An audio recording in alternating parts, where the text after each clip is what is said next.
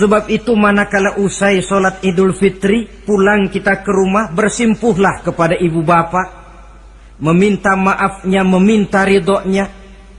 Ibu kita yang telah mengandungkan kita, melahirkan kita antara pilihan hidup dan mati. Bapak yang pergi pagi pulang sore, peras keringat banting tulang untuk mendidik dan membesarkan kita. Demi setelah kita yang anak ini jadi orang, kadang-kadang lupa kacang akan kulitnya. Bagaimanapun tinggi status sosial seorang anak, bagaimanapun banyak gelar di sandangnya, bagaimanapun kayanya dia, kalau sudah durhaka kepada kedua orang tuanya, alamat hidup tidak akan memperoleh keberkahan. Doa malaikat Jibril yang kedua, ya Allah, hari ini saya mohon kepadamu, jangan engkau terima puasa dan ibadahnya suami istri yang tidak saling memaafkan.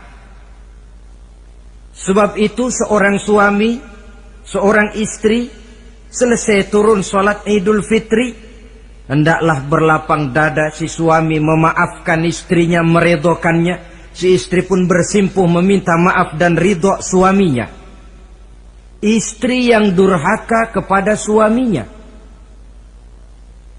Sebab itu tidak heran kalau Rasul dalam satu hadis pernah menjelaskan, ayyumam ra'atin matat wa zawjuha anha radin illa dakhalatil jannah.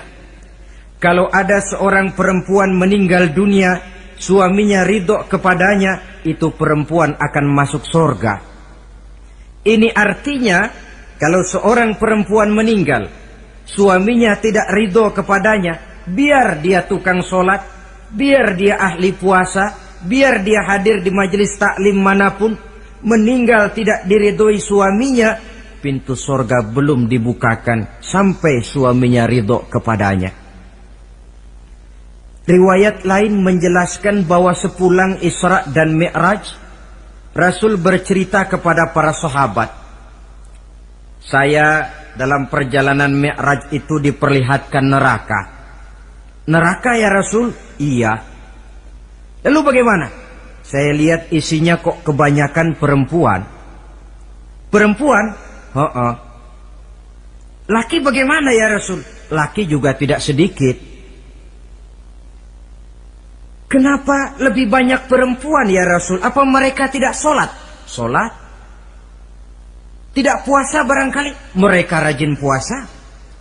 Tidak suka mengaji barangkali? Mungkin lebih rajin dia dari suaminya. Lalu apa penyakitnya ya Rasul? Beliau menjawab, hunna yakfurnal asir. Penyakit perempuan itu dimanapun, tidak pandai bersyukur, kurang rasa terima kasih kepada suaminya. Suaminya yang bertahun-tahun pergi pagi pulang sore, peras keringat banting tulang untuk menghidupi keluarga, sekali saja terselip berbuat salah, hilang jasanya yang bertahun-tahun itu. Cuma salahnya saja yang diingat. Ibarat kata pepatah, panas setahun, habis dibalas oleh hujan satu hari. Habis dibalas oleh hujan satu hari. Malaikat Jibril yang ketiga, ya Allah, hari ini saya mohon kepadamu, janganlah engkau terima puasa dan ibadahnya muslim yang tidak mau memaafkan sesama saudaranya muslim. Tugas kita adalah meminta maaf, tetapi memberi maaf lebih mulia, karena memang memberi maaf lebih sulit daripada meminta maaf. Oleh sebab itu momen hari raya Idul Fitri intinya adalah halal bihalal. Bukan lalu merasa merdeka sudah ditinggalkan oleh Ramadan, berbuat sesuka hati, yang laksana baju sudah dibersihkan tapi dibenamkan kembali ke dalam lumpur. Yang kita inginkan agar bersih hubungan kita dengan Allah dan baik juga hubungan kita kepada sesama manusia. Hadis yang kedua, pada suatu hari ketika kumpul dengan para sahabat, Rasul bertanya, atadruna manil muflis? Saudara-saudara, tahu nggak siapa orang bangkrut, orang sial, orang yang tidak beruntung itu siapa? Pertanyaan yang menarik. Jawaban sahabat macam-macam. Ada yang bilang al-muflisu fina man la dirham lahu wala mata'. Ya Rasul, menurut pendapat kami orang yang bangkrut, orang yang sial, yang tidak punya duit dan tidak punya harta. Itu jawab sahabat, dan begitu jawab banyak orang sekarang. Siapa yang banyak uang raja dia, yang tidak punya uang bangkrut dia. Sampai-sampai pepatah orang Arab bilang, innad darahima fil amakini kulliha taksur rijala mahabatan wa jalala. Uang itu di mana-mana katanya bikin hebat orang yang memilikinya. Coba lihat orang yang tidak punya uang dengan yang punya uang, jangan gaya hidupnya, gaya jalannya saja lain. Coba orang kerja itu hari Kamis sama hari Sabtu lain jalannya. Hari Kamis loyo, lesu, manyun. Tapi kalau sudah hari Sabtu gagah bukan main. Kenapa? Ada uang di kantongnya. Wahia lisanun liman arada fasahatan. Uang adalah lidah yang paling fasih untuk bicara. Bicara lidah macet, coba uang yang bicara talk chair. Wahia silahun liman arada qitalan. Uang juga senjata paling ampuh bagi orang yang mau maju ke medan perang. Tapi apa benar begitu? Rasul menjawab, innal muflisa min ummati. Orang yang bangkrut dari golongan umatku, umatku bukan orang lain. Bukan mereka yang tidak punya uang, kata Rasul. Bukan mereka yang tidak banyak hartanya. Orang yang bangkrut dari golongan umatku, may ya'ti yaumal qiyamah bi salatin wa siyamin wa zakatin. Orang yang di hari kiamat nanti datang menghadap Allah dengan membawa pahala solat. Sebab waktu di dunia dia tukang solat. Menghadap Allah dia setor, ya Allah ini pahala solat saya. Solat wajibnya, solat sunnah rawatib nawafilnya. Wasiyamin, pahala puasa juga dia bawa setor kepada Allah. Baik puasa wajib Ramadan, puasa sunnah Senin Kemis, puasa sunnah 6 hari di bulan Syawal. Wa zakatin, pahala zakatnya juga dia bawa menghadap Allah di satu pihak. Cuma sayang kata Allah, wa ya'ti qad syatama haza. Dia juga datang membawa dosa karena pernah mencaci maki orang. Wa qazafa haza, pernah memfitnah orang. Wa akala mala haza, pernah memakan harta orang dengan cara yang batil. Wa syafaka dama haza, mengalirkan darah orang tanpa alasan yang benar. Di satu pihak datang membawa pahala ibadah, di lain pihak datang menyandang dosa kepada manusia. Kalau ini yang terjadi, bagaimana nasib kita? Kata baginda Rasul, maka diambillah dosa orang yang pernah kita fitnah. Untuk apa? Diberikan kita. Sudah enak-enak, ya Allah ini pahala solat saya. Tahu-tahu datang orang, sebentar ya Allah. Orang ini waktu di dunia memang ahli solat. Tapi saya tanpa salah pernah difitnah. Sakit hati saya, hancur nama baik saya lantaran ulahnya. Saya menuntut keadilan. Benar orang ini pernah kau fitnah? Benar ya Allah. Kalau begitu pahala solatmu sini, kasihin orang yang kau fitnah. Habis pahala solat, datang lagi orang menagih, ya Allah, dia memang waktu di dunia ahli bayar zakat, tapi juga dia sering makan harta orang dengan cara yang batil. Benar? Benar ya Allah. Sini, pahala zakatmu berikan kepada orang yang hartanya kau makan dengan cara yang batil. Fa in faniyat hasanatuhu qabla ayyuqda ma alaihi. Kalau pahala kebaikannya sudah habis untuk nutup hutang dosa, sementara tagihan datang terus, ukhiza min khatayahum, maka diambillah dosa orang-orang yang pernah kita fitnah, kita caci maki, kita zolimi, untuk diberikan kepada kita. Apa enggak bangkrut ini? Sudah pahala dipretelin, dosa dikasih lagi. Ibarat orang dagang, modal habis, tagihan utang datang terus. Apa pasalnya ini? Dia cuma baik kepada Allah. Sholatnya betul, puasanya bagus, zakat dia bayar. Tapi kepada sesama manusia, dia tukang fitnah, tukang mencaci maki, ahli makan harta orang dengan cara yang batil. Bangkrut nasibnya di akhirat nanti. Maka keliru kalau momen Idul Fitri itu dimanfaatkan untuk sesuatu yang merusak arti kesucian, merusak arti fitrah. Mari kita dengarkan hadis dari Wahab bin Munabbah. Inna iblis alaihi la'nah yasihu fi kulli yaumi idin. Iblis tiap hari raya Idul Fitri teriak-teriak. Akibat teriakannya, laskarnya, bala tentaranya kumpul. Ya Sayyidana, man aghdabuka? Wahai junjungan kami, kata bala tentara iblis ini. Kenapa teriak-teriak macam itu? Apa yang bikin Tuhan begitu jengkel? Kasih tahu saja sama kami, biar kami hancurkan siapa yang telah menyakitkan hati Tuhan. Kata iblis, tidak ada yang nyakitin hati saya. Cuma kamu perlu tahu, kata iblis, innallaha qad ghafara li hazihil ummah fi hadzal yaum. Hari ini, hari Idul Fitri, Allah telah mengampunkan dosa umat yang berpuasa. Itu yang nyakitin hati saya.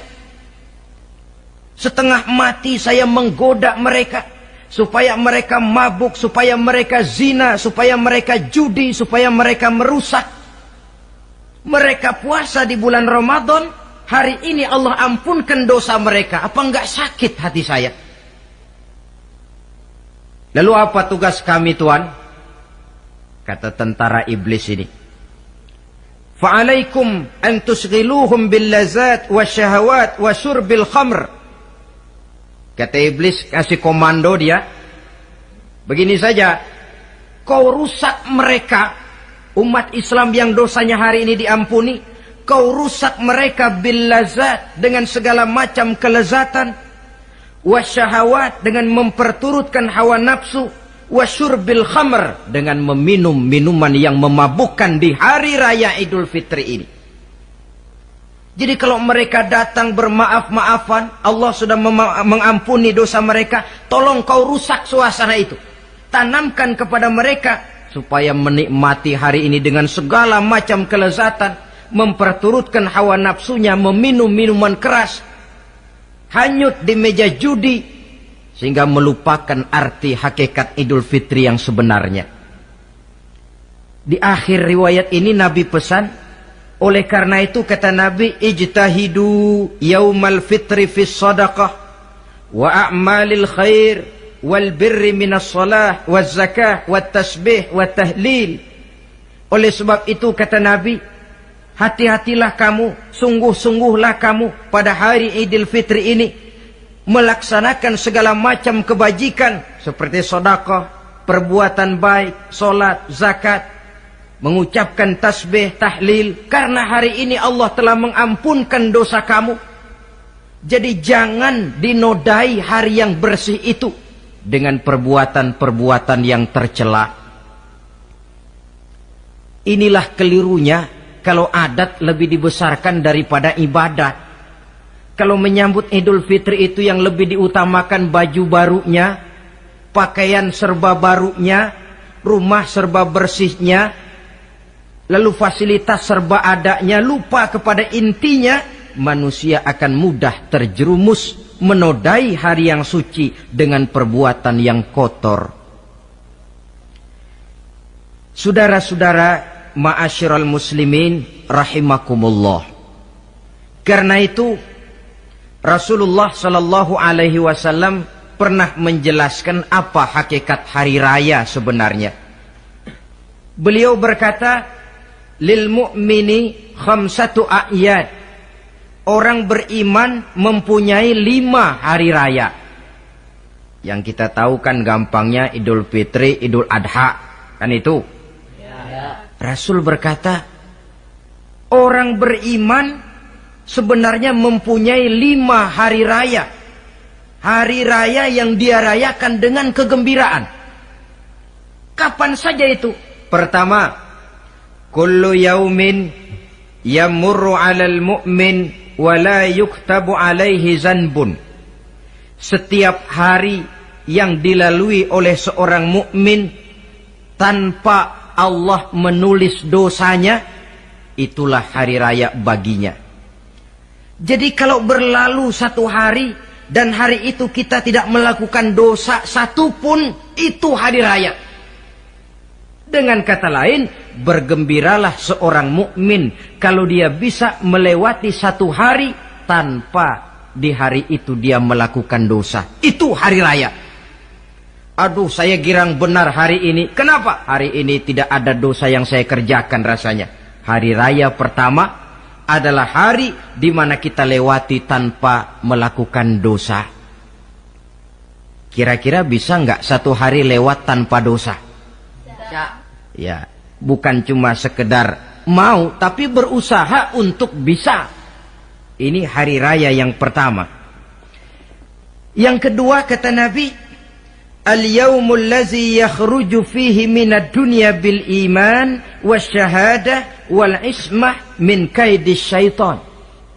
Hari di mana dia keluar meninggalkan dunia ini, kembali kepada Allah bil iman, dengan membawa iman, wasyahadah, mengucapkan 2 kalimat syahadat, wal ismah min kaidis syaitan, dan selamat dari tipu daya setan.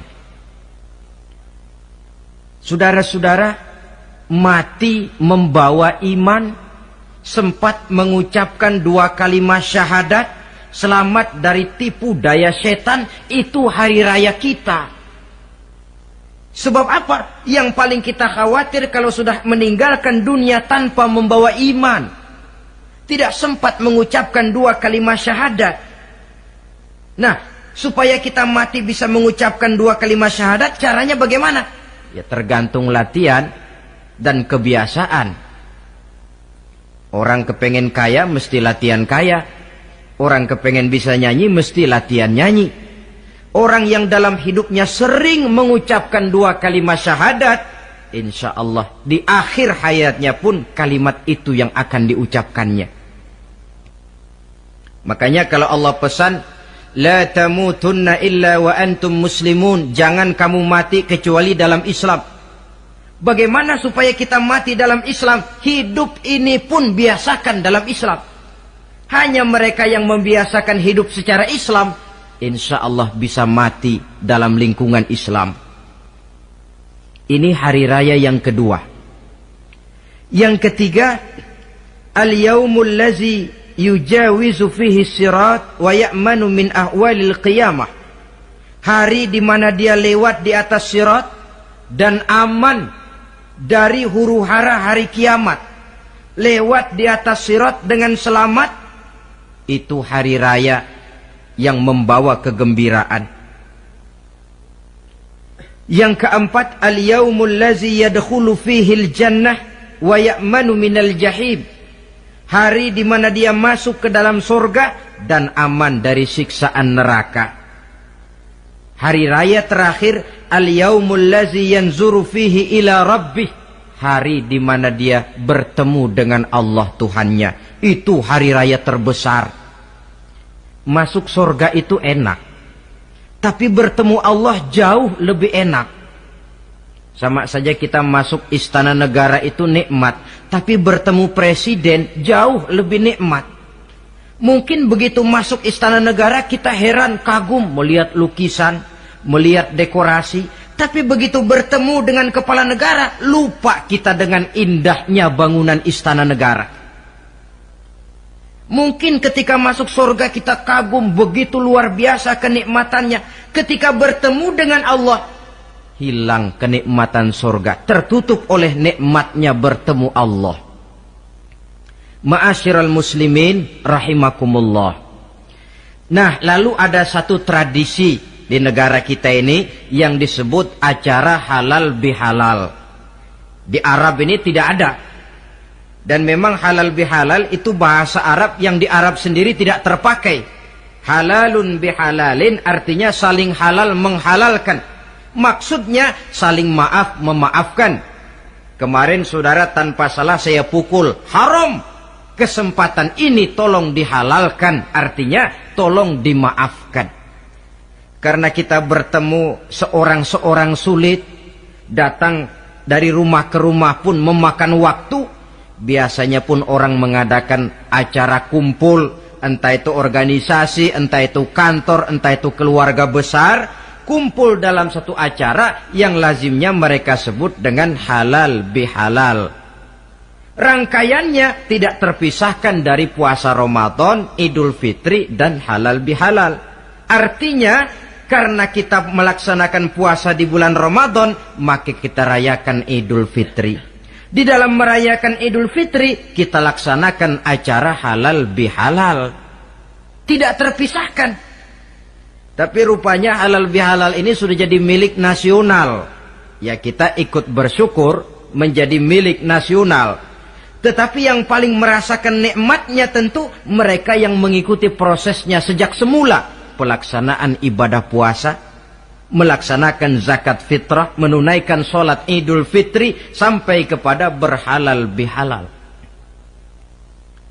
Kemudian satu hadis lagi, Rasulullah sallallahu alaihi wasallam bersabda, "Isnani la yanzurullahu ilaihima yaumal qiyamah."